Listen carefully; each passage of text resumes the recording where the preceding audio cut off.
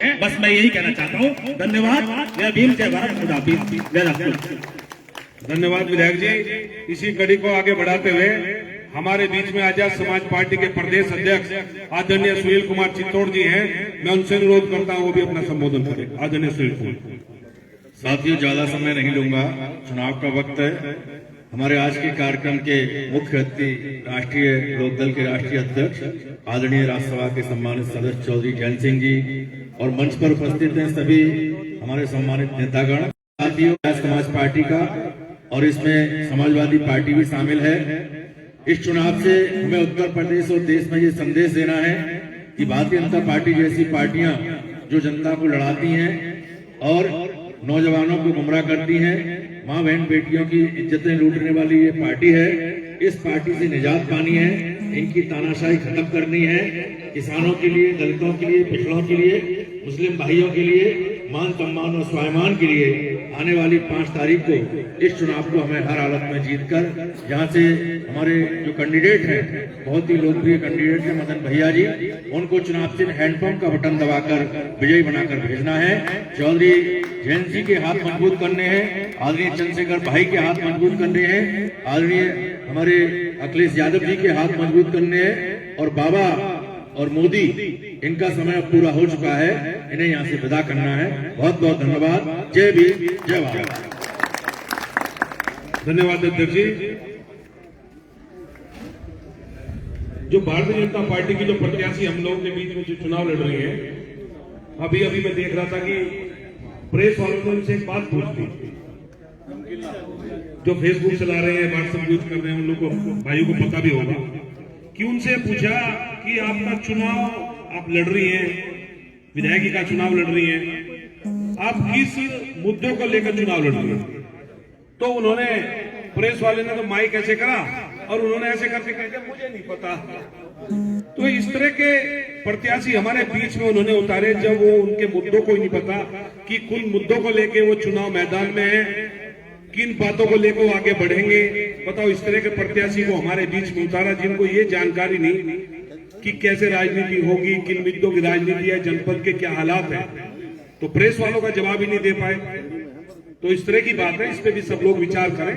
इसी कड़ी को आगे बढ़ाते मैं राष्ट्रीय लोकदल के राष्ट्रीय अध्यक्ष आदरणीय जैन चौधरी जी से अनुरोध करता हूं आए और अपना संबोधन करें। आदरणीय चौधरी।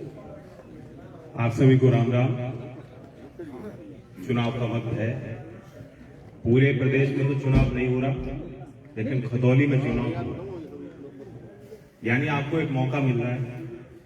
सरकार तो यूं ही रहेगी, सरकार की जो की संख्या इतनी ज्यादा है, सरकार में कोई फेरबदल होना नहीं, लेकिन आप अपना दबाव बना सकते और आपका लिया गया फैसला किसान राजनीति के भविष्य को भी तय करेगा।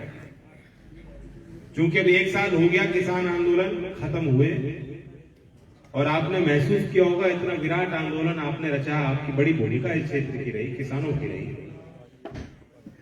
कितने साहस का काम था।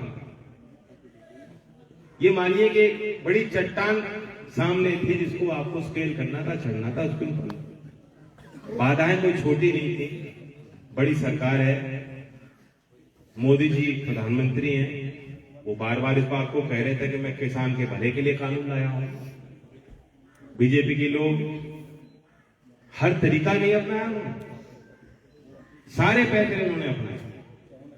आप इस क्षेत्र से हो जिन्होंने कई किसान आंदोलन देखे हैं, शामिल आप लोग हुए हो। दिल्ली आने जाने से कभी इतनी रोक-टोक आपने नहीं देखी। पहली बार किसानों के सामने जो है तार इस तरह बिछाए गए कि तुम्हारी दिल्ली तुम्हारी नहीं, दिल्ली अब तुमसे दूर, दिल्ली को तुम्हारी कोई आवश्यकता नहीं। किसान तुमने वोट दे दिया, बस अब विश्वास करो कि हम काम करेंगे, चाहे संतुष्ट हो या संतोष हो, जो कुछ भी हो, वो जाहिर करने का भी हक तुम पे नहीं है। अपने उस आचरण से बीजेपी की सरकार ने ये आपको बता दिया। खैर, आप लोग डटे रहे, आपकी जीत हुई और इस देश में हमारे लोकतंत्र में, हालांकि हमारे लोकतंत्र की जड़ें तो बहुत पुरानी है और मजबूत, लेकिन जन आंदोलन की अपनी स्वीकार्यता रही है। जनता पे हमेशा हक रहता है मन बदलने का। आपने कोई हमेशा हमेशा के लिए वोट नहीं दी। अगर सरकार सही काम करेगी तो आप सही मानेंगे, गलत करेंगे तो गलत कहेंगे। ये हमारा हक है। और इतनी अभिव्यक्ति की आजादी, सही को सही कहना, क्योंकि हम कोई किसी के गुलाम तो है नहीं, गुलामी हमें बर्दाश्त नहीं। तो ये तो बेर मिनिमम हक है हमारे। इससे भी आपको सरकार ने वंचित रखने की कोशिश की। आज आप देखिए, अब यूपी विधानसभा चुनाव इस बीच में हो गए, दोबारा बीजेपी की सरकार बन गई। आज अगर आप अपनी समस्या को लेकर किसी अधिकारी के पास जाएंगे, उनके हाव भाव अलग हैं।